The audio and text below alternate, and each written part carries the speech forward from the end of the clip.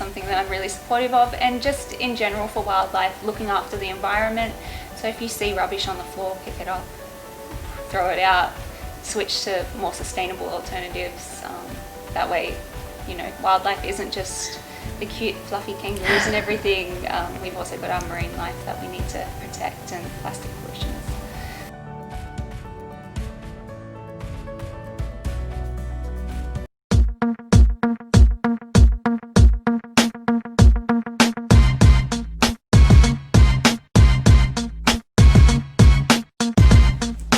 The glitz and glam is the fame, but it's the work backstage that makes the game.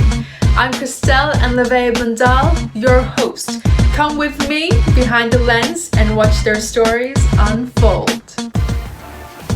Our next guest here on Behind the Lens is from the pageant industry. She's a strong advocate for environmental sustainability, wildlife conservation, and for cancer awareness. She's a very strong woman, one that I know quite well, and I'm really excited to know more about her and her story, her community service, and what she hopes to see in the future. Please welcome onto Behind the Lens, Brittany Dickson. Thank you so much for allowing us to be here in your beautiful home. Oh, thank you very much. We are preparing to move, so things are a little bit out of sorts, but we're getting there. So that's what's been keeping you busy throughout lockdown and isolation. Yeah, definitely. Packing up, and I've been working still, so just it hasn't stopped. Life hasn't really changed all that much. I'm doing the same thing that I'm doing just from home. So, that's good. That's good to hear. So we want to talk about your work in pageantry, your community service, and also just your advocacies in general, and learn more about you and I'm what. happy to share. We're excited to get into it. Yeah, exactly. So let's go back into, let's say, your childhood. What was it like? Yeah, I had a really wonderful childhood. I've always had a really supportive family, and growing up I just had such a strong affinity for nature and animals, and I'd always had dogs and puppies, and we'd go camping, and I just, you know, I was always in my element when I was on the beach and surrounded by nature, and yeah, it's something that stuck with me my whole life, which is, yeah, really good. And that's kind of just brought you've continued that work. Exactly. Not just professionally, but also in your competitions and in community. Yeah, it certainly shaped who I am today, and it's something that I would, never want to let go of. So. What would you say was one of your first moments being in contact with wildlife? One of my fondest memories was probably when we were camping, probably at Lake Conjola. We had like birdseed, and just holding that out and having lorikeets like surround you and just all crawling up your arms and landing on your head. And I love birds. I'm a massive bird lady. Other than that, definitely when we're on the coast and swimming in the waves, and you can see little penguins that swim along, and dolphins, and it's a great spot. Oh, that's so nice. Yeah. Speaking of birds, you even have pets of your own that are birds. I certainly do. I currently have 3 birds. I recently lost one of my babies, but yeah, it's hard, but you know, they change your life, and you've always got those memories. So I love you, Charlie. Just So in speaking of wildlife, who kind of like motivated you to get into that? Was it your parents? Is it run in the family? Yeah, sure. So my family's always loved animals, and I've always watched all the nature documentaries. So being a figure like David Attenborough and Jane Goodall, they're people I definitely look up to, and I've always admired. So yeah, really love them.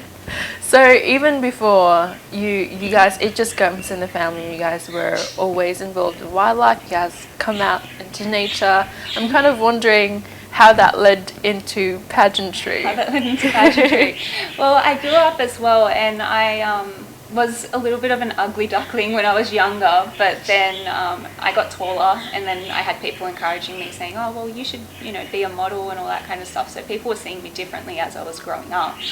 And I kind of looked to that, and I always watched shows like Top Model, and I was like, oh, yeah, I'd be interested in doing that. So I kind of pursued that a little bit, and then I met someone that encouraged me to look into pageantry, and I thought that it could combine the best of both worlds. So having changed that kind of look and feeling a bit more confident in myself, and then actually having something to say, it's a great combination. So it's something I was interested in from the get-go. So when was that you started? Yeah, so I had done a little bit of modelling, just some photo shoots and things like that, just kind of to build my confidence. And I ended up meeting a lady, and she essentially took me under her wing and wanted to help me grow as a model. But then she also had her own like pageantry kind of things on the side, and said that I'd be a good fit. So that was probably when I was about 16. But yeah, I don't think I started in pageantry until I was about 18. Can't remember exactly. It's been a while. Yeah. Wow, that's very young to be starting in pageantry. And I think going into that kind of platform from a young age would probably be really good in the personal development, would you say? Yeah, it definitely is great for personal development, because it helps you figure out who you are, especially as you're growing up, because it's a challenging time for any teenager to know what they want to do and what direction they want to go in. And I think if you can change the world in a good way, then pageantry is a good step for that. Did you always, when you were younger, did you ever think that you would end up doing pageantry or modelling? No, I had no idea, to be honest. I did like watching all the shows and stuff on TV, and the Victoria's Secret shows and things like that as well. But you know, I was a shot put and discus thrower. I was doing little athletics. Wow. Representing at a state level, and so I definitely didn't see it for myself, but I ended up there, and I'm happy that I did. That's awesome. Yeah. So you're very competitive athletically as well. I am. From Not a so younger much age. anymore, but yeah. At a younger age, do you, in the headspace of, let's say, competitions, do you find any similarities between competing in athletics and competing in pageantry? Yeah, I definitely do. I am quite a nervous kind of person, so I definitely get a big rush of adrenaline, and it's good nervous energy, but I definitely feel it, and it's a good driving force and gets you in the right mindset. And yeah. How do you cope with that kind of nervousness? Let's say, what would your advice be to people who are? Yeah, I guess take a deep breath, focus on what you know that you're doing, and don't stress, because you can only control so much, and that's all you can really do. So you know what you're doing, do that, don't stress. That's wonderful. So as you're competing in Miss Earth, and you have been continuing to compete, how would you say that's kind of impacted you? Yeah, certainly. So Miss Earth is a pageant that has a big focus on environmental advocacy, and that definitely ties into who I am as a person. So for me, competing in Miss Earth has really helped me find a way to connect to the wider audience, and to be able to encourage people to change their lives for the better, and make a positive impact on the environment, rather than kind of forgetting it and leaving it in the background, I guess. And why were you kind of hoping to achieve? So with Miss Earth, I was hoping to achieve both helping myself, growing as a person and getting more well-rounded, but definitely using that as a stepping stone to advance my career, because wildlife conservation is a really competitive space, and what I want to do, I'd ideally like to see myself in documentaries like those people that I looked up to, so David Attenborough and Jane Goodall. And there's been Miss Earth winners that have gone on to speak at the United Nations, and it's just incredible how much you have the capacity to do if you just get going. So definitely want to win, because that will get me that platform, but in the meantime, I'm still connecting with a lot of people around the world, and feel like I am making a positive difference through it. So I'm happy where I am. That's good. So it's kind of like you're looking at it not just as a platform, but as a way to connect more to people, and also to others in industries. You said it was pretty competitive. Yeah, certainly is. There's people that volunteer at zoos and things for 10, 15 years, and they might not even get a job there. But wow. Yeah, so how come? Everyone wants to do it. People love animals, people love working with animals, and you just get that kind of connection, and it's just something that feels so good. So I guess a lot of people connect with it and also want to do it. So yeah, but you know, I'm willing to compete, as I've said. So yeah. So you're advocating for wildlife conservation. You're advocating for sustainability as a competitor of Miss Earth, but that's also something that you've always had inside your heart. Yeah. But you're also doing it professionally, aren't you? At the moment, yes. I'm currently employed working for the National Parks and Wildlife Service, and I am in the wildlife team, which involves a lot of wildlife licensing. So a lot of people don't realise that most interactions that people have with wildlife in New South Wales require some kind of licence, whether that be keeping native birds or reptiles as pets, scientific research, like kind of animal control. So if you found a snake in your backyard, or if you've got a possum in your roof, yeah, that's all involved. So people have to go about things the right way just to make sure that we are protecting our wildlife. So I'm involved with that quite heavily. Wow, and how are you liking it? I like it. I've been with the team for about a year now, and I'm hoping to stick with them for a while. I really enjoy it there, and it's a really supportive environment, and I feel like we are making good change and preventing poaching from the wild, which is something that's really big on our agenda. So yeah, it's great. Why would you say it's important for licensing, let's say for those who are watching, who have wildlife animals within reach? Why is it important to license? It's important because I guess we can keep track of where our native animals are going. So in the news recently there was a big bust on illegal wildlife trade, and what we do in licensing is that we can kind of keep track of where things are. So if you purchase a blue-tongue lizard from a pet shop, they have a license number, you've got a license number, it shows that that transaction's happened.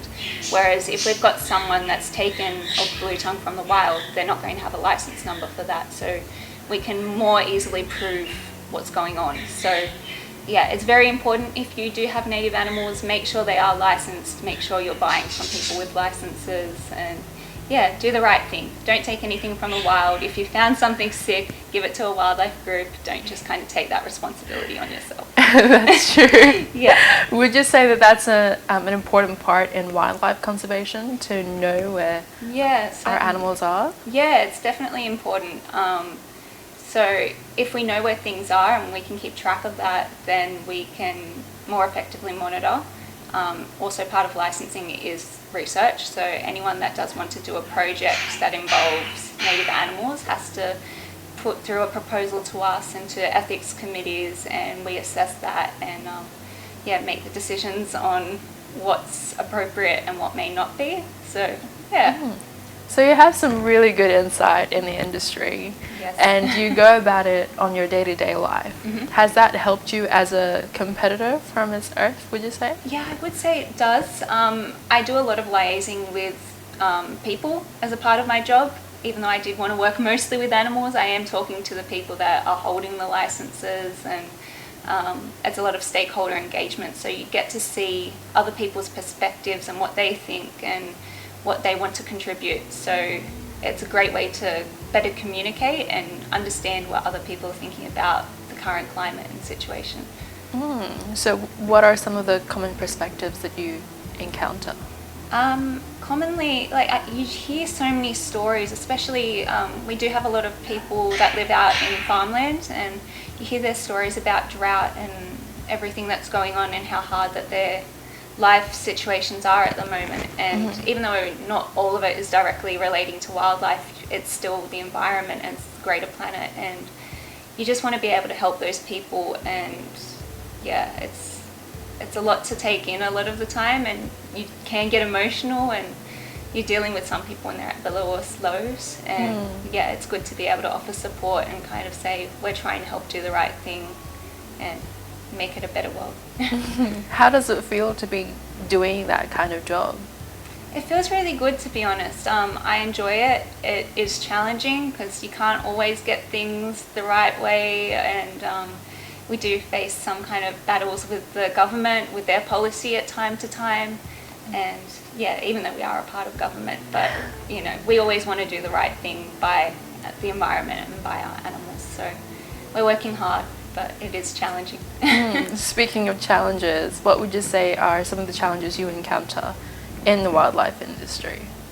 Some challenges that we encounter. So there are a lot of people that think they're doing the right thing, but they're not necessarily going about it the right way, especially in the kind of rehab sector.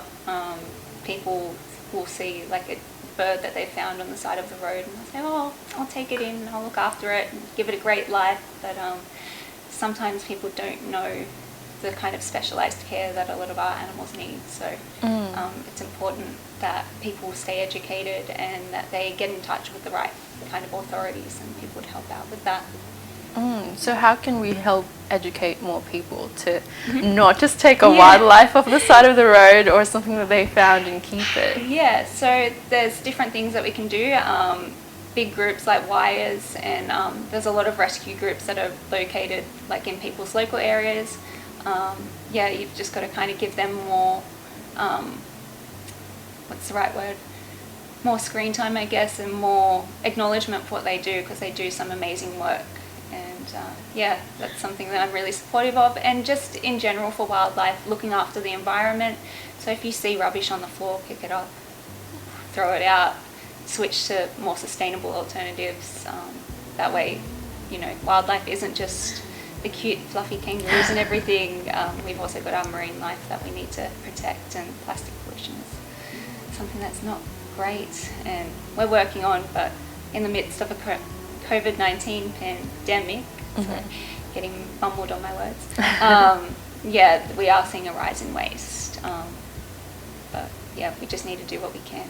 That's true. And as part of that pollution, there are some activities that Miss Earth gets involved to, right? That you get involved into like a community event, and you kind of like help to clean up the beach sometimes, or you go to different locations. And I know that there's been some events that you've been to where they promote sustainable products or ways that they can better use sustainable products. Can you talk a little bit more about that as well? Yeah, certainly. So we have been involved in beach cleanups, and at those beach cleanups, reusable bags, like for shopping and everything, we've definitely encouraged switching from disposable straws to metal or silicone kind of alternatives. It's something that's also been encouraged.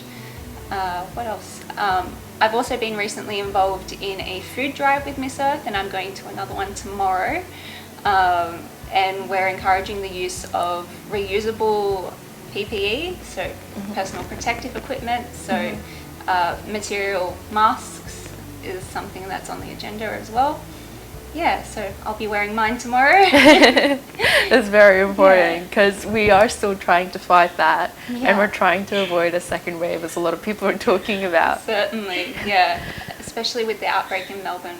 It's horrible to hear, but luckily we're doing good in Sydney still, so we'll keep up the good work. Just keep it going. That's it. So when you're going to these events, you're also handling with different kinds of people who come to these events, or you come to interact with, kind of similar to how you're in contact with people in your day job, essentially.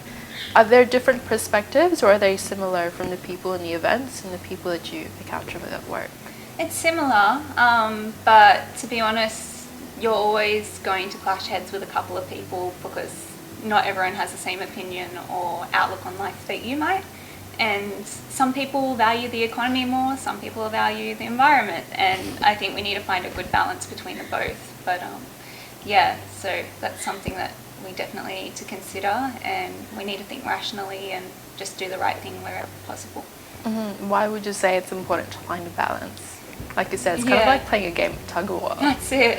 It's important to find a balance, because if we just value one thing more than the other, then especially when we're valuing economy over environment, this is where we live, and if we let that go, then stats I was saying back in 2018, I think we were on track for losing up to 50% of the wildlife, that like species that we currently see, by 2050. And I think that stat's actually risen to about 60% by 2050 just in the past 2 or 3 years, which is very alarming. And so I think we are focusing on that economy side a little bit more than we should be, but What would you say is contributing to that kind of change? I think a lot of the big decisions aren't being made. So I know, at least with the Australian government, we do keep fostering non-renewable energy sources. So we're still pushing for coal power and gas power and fracking and all of that kind of energy sources, whereas we should be shifting to renewables and putting more of a focus on that. But yeah, it's definitely something that I think needs to change from both the top down and the bottom up. So we can all do what we want to do on our individual level, but we need to see that big change from big corporations and everything as well. Yeah, wow. I would have never expected from 50% in 2050. It's now predicted to be 60%. Yeah, some articles, I will have to look those up to cite, but yeah. That's crazy. I'm trying to comprehend that. That's a really overwhelming statistic. Yeah. What would you say, how is that going to impact our lifestyle here in Australia to be losing such a big number of our wildlife? Yeah, well, it's just on an intrinsic level, it is really devastating, but something for the Australian, well, even tying back into the economy, one of our big draws to Australia for tourism is our wildlife, and people love to see that, and people look at the iconic koala and say, oh, I want to go see that. I want to go pat a kangaroo, and you know, if that's not going to be here, then we're going to lose that as well. So yeah, it's something that we do need to look after, not only for the environment and the planet and biodiversity in general, but also for our pockets too. Yeah. That's very true. I know when the first thing that people think of when they think of Australia, like from a foreign country, people think of Australia as like the beach, the kangaroos, like you said, the koalas, and they're like, they want to meet them. And it's like, as you said, if they're not here anymore, then it might kind of take away the reason for visiting Australia. Yeah, that's it. It's one of the biggest parts of our culture because we are such a new kind of country in the scheme of the rest of the world. So when you think of Australian food, there's not much that comes to mind. When you think of like customs, there's not much that comes to mind. But when you think of wildlife, so much springs. We're very rich in that kind of area. That's what we're known for. Yeah. That's so true. So let's talk a little bit more about perspective, because obviously there's like you said, it's like tug of war where we need to find a balance. What has been the most challenging encounter that you've had that you were trying to encourage, like, no, you can't do that, this is the right way to do it to save our wildlife and save our community? Yeah, I think politically I find that I get into a lot of trouble when I'm talking to people because I have my views, and a lot of people just say, no, the Liberals, let's go with them. They're going to push for a better economy. It's kind of like the make America, make Australia great again kind of thing. And that's where I get a little bit stuck just because I can't kind of get on that page. I know it is important, but I think there's certain ways that we should go about things. And yeah, I don't think they're the best stand for our native wildlife. I don't know if we should talk about that as a pageant person, but you know, how do you overcome that kind of headspace when you're talking to people? Yeah, well, I just like to try and see things from other people's perspectives as well, because I know some people have grown up in different ways than I have, so they might not have the same kind of experiences or understanding that I might have about certain issues, but they may know more about other things that I might not know about. So I do try to educate myself when I am speaking to those people as well, just so I can best approach and come in with a cool head. And yeah. That's true. It's very important not just to educate others, but to also continue educating ourselves. Correct. So when it comes to competing in pageantry, you were talking about how you're trying to avoid sometimes coming too strong about your opinions. Have you ever had to be really careful when you're competing? Honestly, not so much when I've been competing, just because of the system that I've chosen to compete in. I think people are pretty much on similar page. But to be honest, yeah, no, not really. I've just been careful. The first question I think I got in one of my pageants was about whether I believe that gay or lesbian people should be able to get married. I was a little bit nervous when I was answering that one. I was completely supportive. I think that they should have the same rights that everyone should have. But yeah, that was probably question I was just nervous to answer because I didn't know how the audience would take it, considering a lot of people in pageantry do come from quite religious backgrounds, and that's something always to be mindful of as well. But I think the world is growing and changing, and I'm going to stick with my views. Might be a bit nervous presenting them, but yeah. That's true. And it's kind of like finding that balance where everyone can kind of benefit. Exactly. What would you say, we were talking before your challenges in the wildlife industry. Let's talk about the pageant industry. What has been the most challenging moment, you would say, and how were you able to overcome it? Yeah, sure. So I think a lot of that's backing yourself in the pageant industry. For me, as I said before, I do get very nervous, and I get within myself, I'm like, can I do this? Am I going to fall over? I'm a terrible walker. I can't do this. I can't do that. But, you just have to work on yourself and believe that what you're doing is what you're meant to be doing, and practice, practice, practice. And that's all you have to do. But yeah, it's something that I'm still dealing with and still trying to overcome. But, life, you have to continue working and just keep pushing through. That's it. Yeah. If you face your own inner demons, I guess. Yeah. That's true, so that you can come across as a better person, brighter and glowing up on that stage, so that you can inspire others as well. Now, when it comes to your career so far, whether professionally in the wildlife industry or the pageant industry, is there anything that you would want to change? I don't think there is anything that I would want to change, really. I guess when I started pageantry, I didn't draw my eyebrows on, something really superficial. But I am extremely blonde, and I looked a little bit ghost-like when I was up on stage at first. But, that's something silly, and it doesn't really matter in the scheme of things. So, to be honest, I don't think I would change much. Believe in myself a little bit more, and yeah, that's about it. That's true. Yeah. So let's talk a little bit about what you're doing now. You said that you're part of kind of a food drive.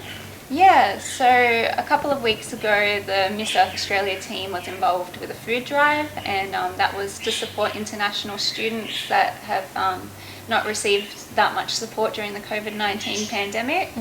And essentially we put together some food packs, distributed some masks and some hand sanitizers as well, and just supported that community, I guess, and that was really excited. And tomorrow, I think the Mrs. Earth Australia team is going to be out doing that, just going along to support them.